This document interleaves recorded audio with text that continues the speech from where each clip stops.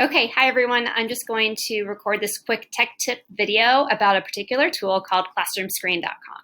Now, ClassroomScreen.com was initially designed for teaching inside the classroom and still has many benefits for in-person instruction. However, there's also many neat features that can be used for remote instruction as well. So I just wanted to highlight some of those features for both in-person and remote and share them with you today. Okay, so let's get started. On classroomscreen.com, the web address is just what it sounds, classroomscreen.com, and you'll put that into your web address bar as you see here. Once you get onto classroomscreen.com, this is the main page that you will come to, and you can click the green Launch classroomscreen.com. That's going to open up a new window, and it's going to open up with a randomized background that we'll see here. All right, so we got some sand dunes. If you don't like the randomized background that you get, know that you can customize your own background that you like with the tool. So I click the little background option in the menu bar at the bottom, and this shows me some of the default pictures, animations, or seasonal images that I can choose from my background. I can also pick just a solid color or upload my own image. So maybe I'm in a particular unit of study and I want a certain image on my background. You can do that as well. So that's where you can change the default background that comes up, and I'm gonna go ahead and close out of there. And then also know that you can make your classroomscreen.com full screen. So this can be taking up your entire screen of your classroom or your screen share window while you're working with students potentially remotely. And then you can just toggle that again on the right to remove it. Another feature that you could use if you're working with classroomscreen.com is to minimize the toolbar, or the widget bar, they call it, down at the bottom. So I'm going to hit that arrow and notice that it hides, and then I'm going to click it again and it'll bring it back up. So these are all the tools that you have available to you within classroomscreen.com. So I'm just going to touch base about a couple of them that really could be beneficial to you during current instruction. All right, let's start first just with this example of a simple text note and timer. Okay, so over here I have a little text box, and I created this by going to text, the big T up at the bottom, and that opened up a text box for me. I'm going to just drag it over here to the middle. And when you create this text box, you have all of those traditional text items. I can change the color, the size, bold, and I can also hyperlink within here, and there's some bulleting features as well. So this is where you can create a welcome note for your students, maybe have some sort of bell ringer task for them that you can have up and available on your screen, either while they are in class, maybe doing some station rotations, or if you're teaching remotely, it can be giving them some information while class is getting started or while they are doing a synchronous task with you. So that is how you create a little note like that. Now over here on the right is a timer. So I clicked this timer option to bring up the timer. So again, this is a timer that you could use with students in person to time certain activities throughout the day. Or if you're using it remotely, you can also use it to give them timing or information while they're completing different tasks and activities with you during remote instruction. Or potentially, if you create your virtual session maybe 5 to 10 minutes before it's supposed to start, you can run a timer for that. So maybe I created my meeting 10 minutes before go time, and I could just start playing this. And so as students start to join my meeting, they can see exactly when it's going to be before class gets started. There is a little gear option here where you can do different settings with your timer, and that's where you can change the color if you so choose. So I changed mine to a blue background. Okay, so that's one idea for utilizing classroomscreen.com. Here's another one, very simple, again, just using the text box here, but use it as a way to display your lesson instructions and or objectives. So you can put your agenda here in a text box. It lets students know what to expect.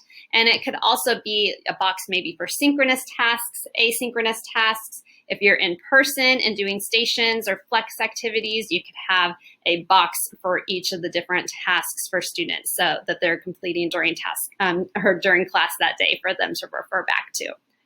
All right. Moving along with classroomscreen.com, there is a widget within classroomscreen.com that allows you to bring in your media. So that's what you're seeing in this square right up here. So I clicked the media option and I was able to bring in my webcam. So especially if you're doing this remotely or potentially connecting with students who are quarantined, if you have your webcam on there, it's going to be picking up your camera while you're displaying whatever instructions or things that you have for your students. So a neat feature there to be able to bring that camera right into your screen. I really like that this has come in. Notice there's also the option to bring in images or videos that can be played directly on this screen as well. So that's the webcam widget that hides in your toolbar. Okay, next one. Pulling up is the traffic light feature. So see down here, there's a traffic light for your red, yellow, green. Always a great tool with your students in any classroom to know whether it's time to go, pause, or stop an activity when you're in person. Or if you're working remotely, you can also utilize this with different cues with your students on when to have their microphone turned on or off. So I could see you coaching and working with students. To have red means that they have to have their microphones turned off, and green light means that they can turn them back on. So that's just one simple idea for utilizing the traffic light and training your students for that in a remote environment. Okay, then we also have the drawing tool, really neat whiteboard feature right here within Classroom Screen. So the drawing tool feature is right down here where you have your crayon, and you can see here is the whiteboard that I've already brought up just by clicking that draw button. You can make this full screen if you want to, so you have a full whiteboard. I'll go ahead and minimize it just so we see the smaller one for demoing purposes. And then within this, you can click the pen, and that's going to bring up different pen colors that you can choose, or you could draw different lines with it. If I draw something and make an error, I can undo it and clear it that way. Now, also, if you click the gear, this is going to give you some different options for your background patterns. So I know many of you might like to see that there is a grid feature that I could bring right up with this, and then I can use the grid maybe to do some graphing, okay? So the whiteboard feature gives you lots of opportunities just for a quick explanation, a quick draw of something that you are trying to explain to your students. All right, let's talk about one final feature out of many here with classroomscreen.com, and that's the ability to do some random student selectors. So there's two tools here that I'd like to highlight. There is a built-in random name tool. This allows you to randomly draw or randomly call on a particular student. So in either an in-person or remote environment, keep them on their toes, keep them sharp when you pose a question to them. So give your question, give some think time, and then call on a student to be able to answer that question. If you are using this random name tool within classroomscreen.com, you can have up to 3 lists of students saved. Now I know with some of our secondary classrooms, you have more than 3 classes. So there is another tool that could maybe allow you to have this option with all of your classes, and that is the dice tool. If you assign every student in your class a number and you choose the 3 dice, then you could have up to 18 students there per class.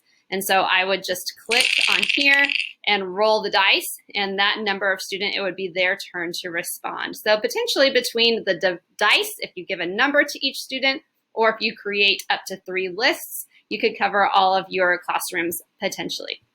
I just wanted you to know of that option. Now, if that doesn't work for you, know that you can hyperlink here within classroomscreen.com, and there is another randomized name selector tool called Wheel of Names that you could potentially use as well. So with this one, there's no limit on the number of classes. You could create all of your students here, save the lists, and again, have an option to randomly call on students during your learning sessions together. Okay, so that's a lot of information very quickly, but it really is a great tool, a lot of multifaceted ways for you to use it, and really can be used across the board from elementary to secondary. So hopefully you guys enjoy some of the tips within this Tech Tip video.